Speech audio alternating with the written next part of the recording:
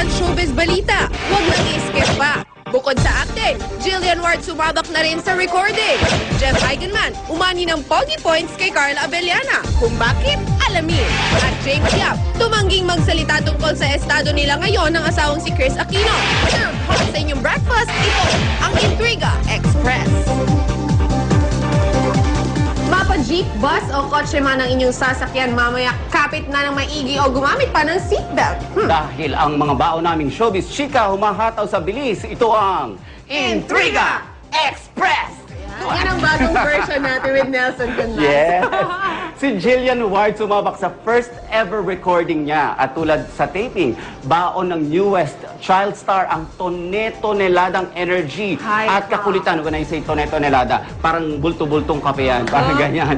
Game na game kumanta si Jillian ng Tomorrow. Ayon sa kanya, 6 hours daw niyang ni-rehearse.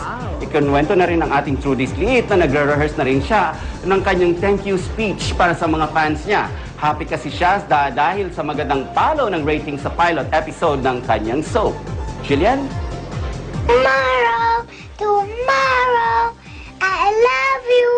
Tomorrow, you're always a day away.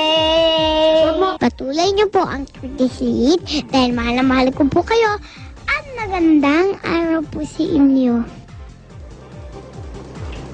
Di ba naman? Di ba talaga nitong si Jillian? Sobra. No? Ay nako, there is no dull moment.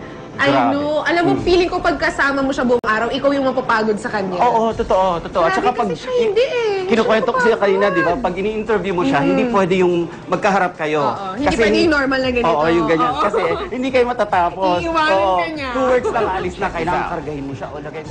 Slowly, I'm just taking my chin and grin and say, tomorrow, tomorrow, I love you.